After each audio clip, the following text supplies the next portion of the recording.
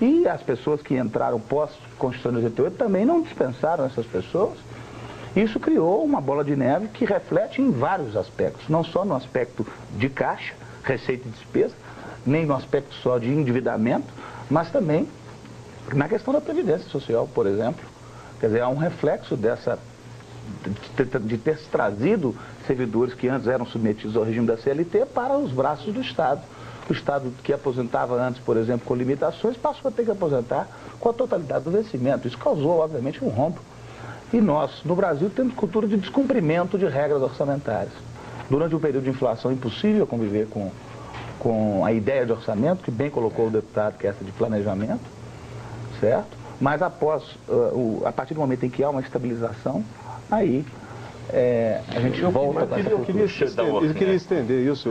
Quer dizer, hoje, eleição de prefeitos, como é que ficam os municípios, então, deputado? Quer dizer, eles têm o ônus, né? Da maior parte aí dos serviços sociais, junto com o Estado, e o governo federal é o que mais arrecada. Né? A gente tem ouvido essas reclamações aí ao longo dos últimos anos. Qual que é a perspectiva daqui para frente? Vai realmente haver uma reforma tributária? Há clima para isso? Há articulação para isso? Ou os municípios vão continuar sofrendo com esse estado de coisa? Tem dois aspectos na lei que nunca conseguiram ser cumpridos, né? Primeiro, há uma definição do que se chama despesa obrigatória de caráter continuado, que são as despesas de custeio que criam obrigações para o ente por mais de 2 anos. Então essas despesas, elas só poderiam ser efetivadas, por exemplo, contratar pessoal, né? Você só pode contratar se você tiver uma fonte permanente, ou fizer um corte permanente na despesa, ou criar uma fonte permanente de uma nova receita, com ampliação da base de cálculo, com aumento da alíquota da arrecadação, né? Ou com a criação de um novo tributo, né? Isso nunca foi cumprido. E eles, no orçamento da União, que eu controlo mais, eles consideram o crescimento da economia como ampliação da base de cálculo. Ampliação da base de cálculo em qualquer Código de Direito Tributário não é o crescimento da economia, porque amplia a base onde vai se calcular os tributos.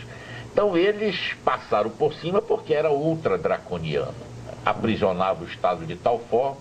E a outra coisa, que é uma coisa positiva, que também nunca conseguiu ser cumprida. Qualquer benefício tributário tem que ser compensado, né?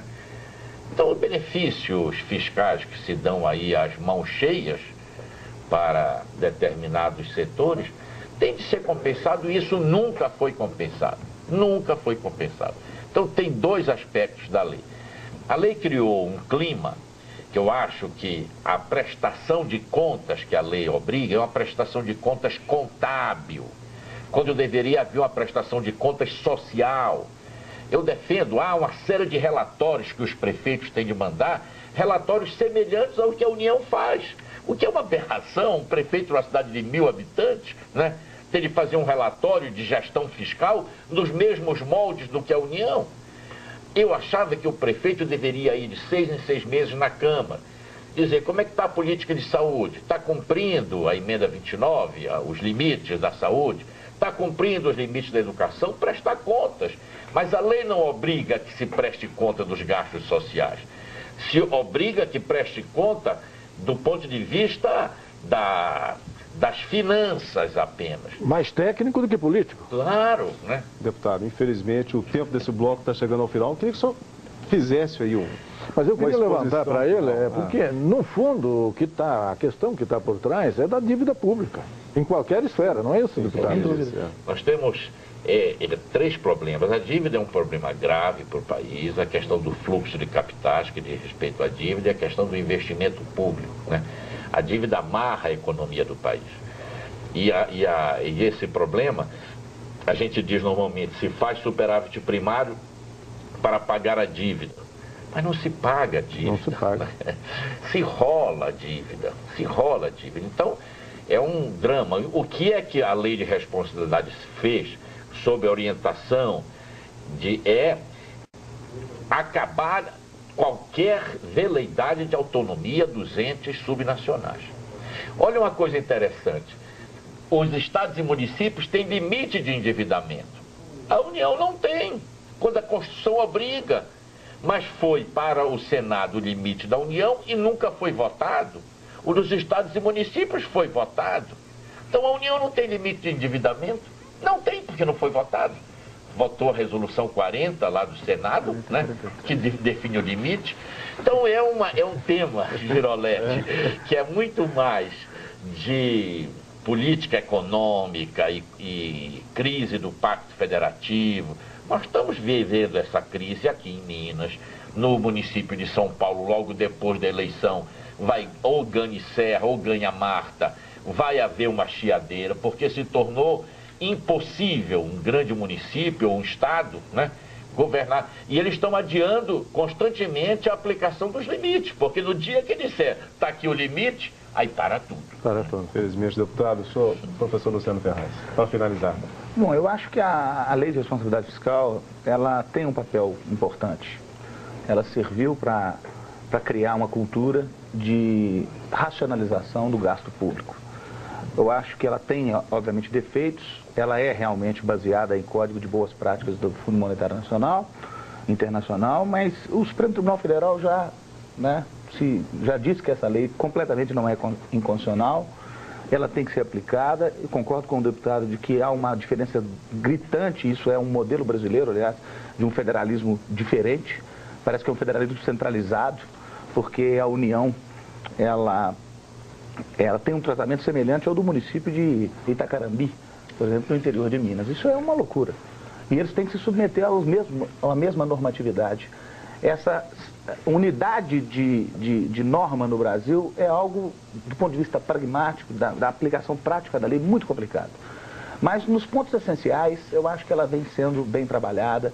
Os tribunais de contas têm um papel muito importante nessa lei, o Ministério Público tem um papel muito importante e a sociedade também o tem. Ok, nós vamos com mais uma participação da repórter Kátia Márcio. Múcio, até agora 537 municípios mineiros encerraram a apuração. Aqui em Belo Horizonte só faltam apurar 0,1% dos votos. Fernando Pimentel mantém os 68% dos votos. João Leite está com 22,78%, Roberto Brant 6% e Betão e Vanessa Portugal empatados com 1,3% dos votos válidos. Em Contagem foram apurados 80% dos votos. Ademir Lucas está com 40,64% e Marília Campos com 40,61%. Em Uberlândia faltam apurar 16,83%. Odelmo Leão e João Bittar devem disputar o segundo turno. Já em Juiz de Fora, o segundo turno vai ser disputado por Bejane e Custódio Matos. Ainda não há dados da apuração de Montes Claros. As 5 cidades formam o maior colégio eleitoral do estado, são as que têm mais de 200 mil eleitores. Kátia Matos, Rede Minas, nas eleições 2004. E estamos chegando ao final desse programa especial nesse domingo, dia de eleições municipais em todo o país. Professor Girolete, estamos aqui há várias horas, acho que ficaríamos muitas mais, né, discutindo, mas sim, infelizmente chegamos ao fim. Seria uma palavra final do senhor. Eu só queria, aproveitando o nosso bloco aqui, talvez dizer, olha, que talvez o país chegou no limite do endividamento, onde o endividamento já não é mais nem investimento, porque é a rolagem de dívida, né?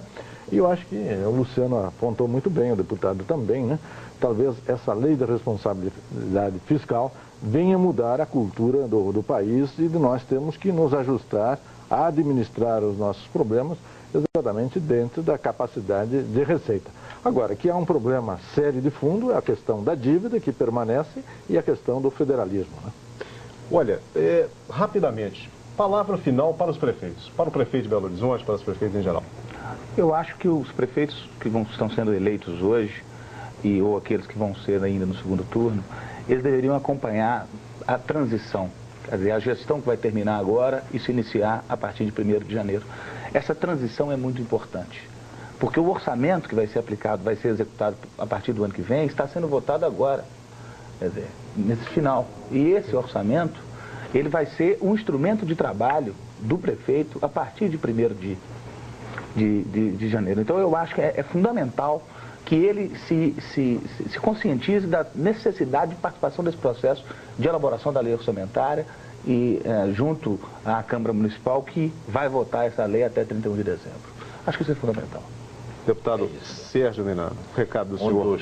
Um dos elementos positivos da lei é que obriga os prefeitos a cobrar os tributos que a Constituição determina.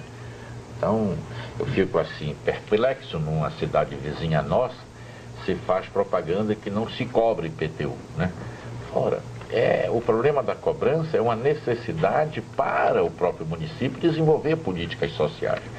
Concordo com as observações do professor, que o prefeito tem de discutir a elaboração do orçamento e ficar muito atento para a questão dos restos a pagar que vão ficar para a sua administração, porque aí se rola dívidas de forma disfarçada e também se os prefeitos estão cumprindo as determinações constitucionais em relação à saúde, em relação à educação, porque ele tem de fazer um balanço bem objetivo da gestão que ele vai assumir.